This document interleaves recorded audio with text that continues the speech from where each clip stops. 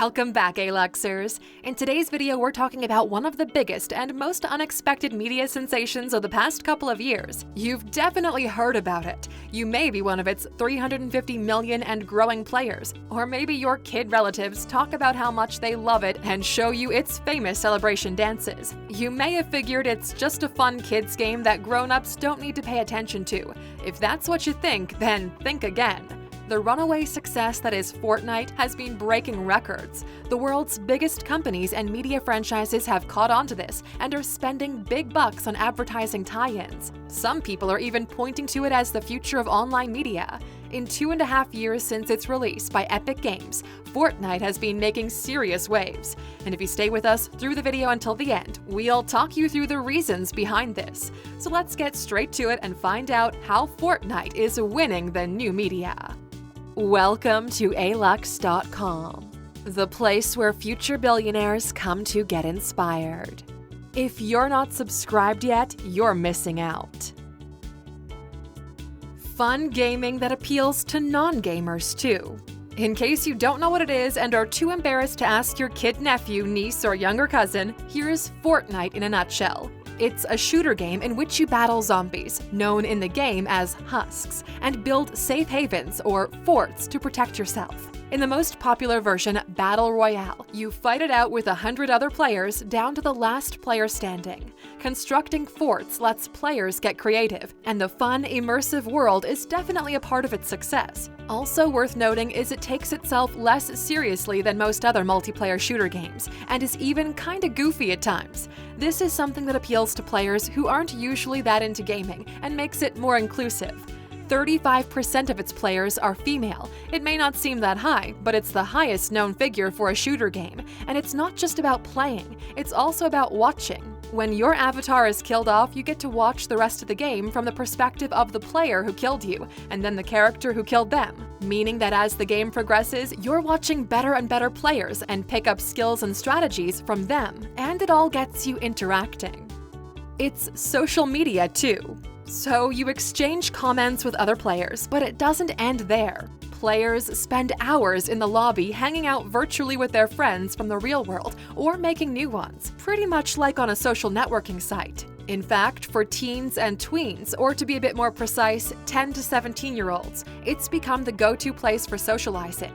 In the USA, 40% of this age group are on Fortnite. That's more than any other game. And it seems like that's because it's so much more than a game. When asked why they play it, as well as the fun element, they talk about the fact it's where they socialize in a meaningful way. It picks up on whatever's trending in the real world. Right from its start in 2017, Fortnite was referencing memes that were trending in the real world, in particular using them in its victory dances. And because we all love replicating whatever's trending, this was a big plus point for Fortnite. Because it got masses of teens, tweens, and even grown-ups copying these moves, in the game itself and through their avatars, or posting videos of themselves doing the moves, they went viral on YouTube. And Fortnite's goofy approach helps make this possible. By contrast, think of a game that takes its game world more seriously, let's say World of Warcraft, and try getting one of its characters doing the robot or electro shuffle. Or best known of them all, the floss. It's gonna look pretty out of place, to say the least.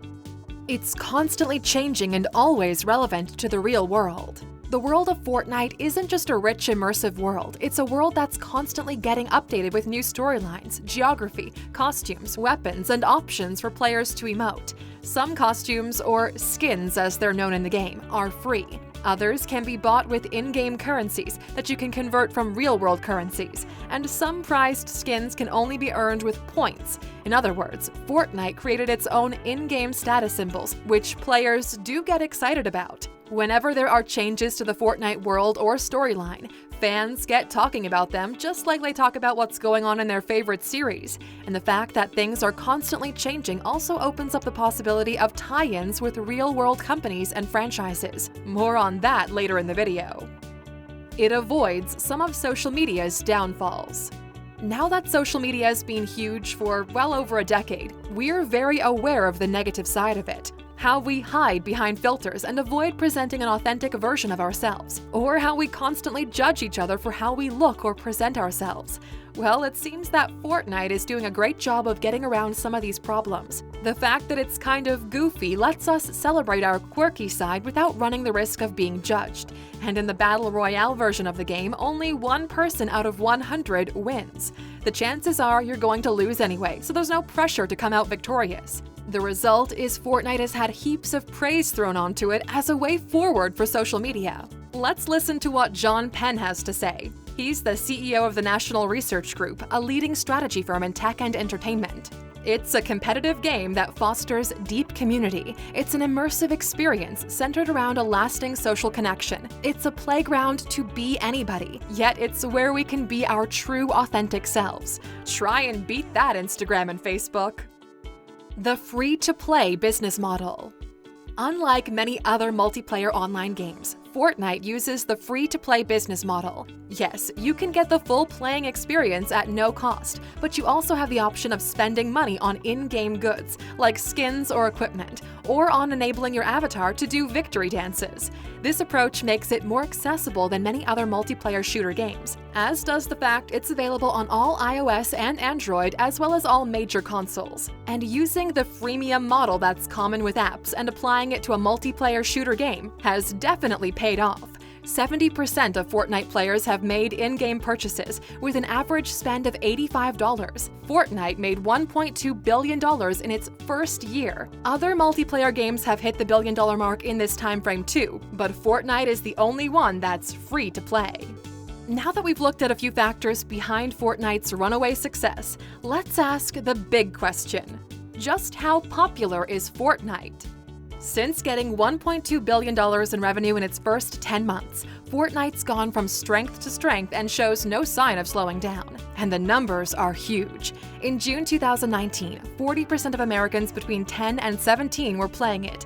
That's the highest figure for any game. Now in June 2020, around 350 million people are playing it. What's more, over 2/3 of them say they play it more frequently now than they did a year ago. This is the opposite trend to most video games, which decline in popularity quickly. Remember Pokemon Go? And how quickly it became Pokemon Gone. But keep in mind, Fortnite is more than just a game. It's a social networking site as well. Users under the age of 18 spend about 25% of their free time on it, and because it's so huge, it's achieved network effect, what Facebook did over a decade ago. In other words, because all your friends are on it, you want to be on it too, and it's the place you hang out online. And figures show that while Facebook is losing momentum among younger audiences, Fortnite is making gains in the same age group. Yep, just in case you didn't know it already, Facebook is for old people. Of course, some of Fortnite's users are already grown up. A lot of players are in their 20s, and those who aren't grown up will be soon. They're already on Fortnite, and they'll soon become an increasing target for advertisers. Things definitely sound promising for the future of Fortnite, and that brings us to our next point. Tie-ins. Companies are wising up to Fortnite as a way to advertise. Like with Facebook over a decade ago, except on Fortnite, they have to get a bit more creative to get players to pay attention.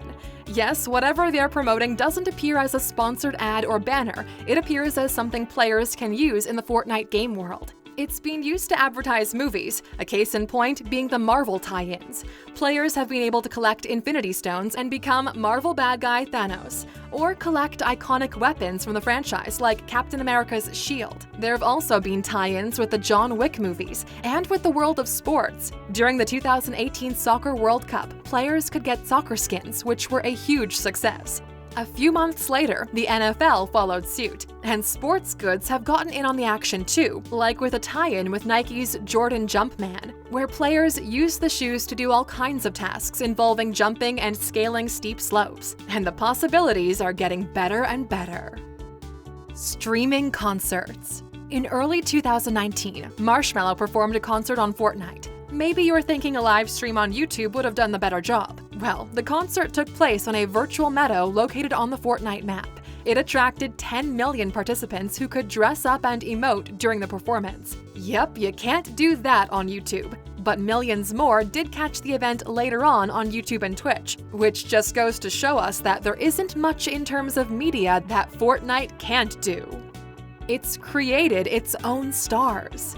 Just like YouTube and Instagram have created their own influencers and vloggers, Fortnite has its own star players with huge fan bases, like Ninja, real name Tyler Blevins, who makes $500,000 a month streaming his Fortnite gaming and has 23 million subscribers on YouTube. And one of his fans is none other than Drake, who once joined Ninja Online Gaming, scoring 600,000 views. And in July 2019, when Fortnite World Championships took place, Kyle Giersdorf, who goes by the name Booga, became the biggest earner from Fortnite tournaments, taking home $3 million in prize money.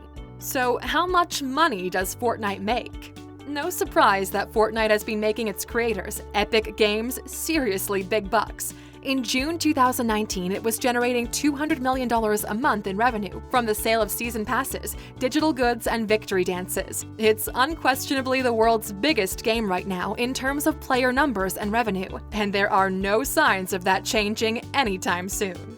So Aluxers, what do you think is the most exciting thing about how Fortnite is winning the new media? Let us know in the comments. And as a thank you for sticking with us until the end, of course, here's our bonus. When a lot of us think about Fortnite, the first thing that comes to mind are its celebration dances, and none more than the dance floor craze of 2018, the floss. American teen Russell Horning, also known as the Backpack Kid, performed the move on Katy Perry's video Swish Swish, which has since gained 600 million viewers on YouTube. But when it comes to Fortnite emotes, there's one that racked up even more impressive figures. In this case, the dance moves were performed by French soccer player Antoine Griezmann.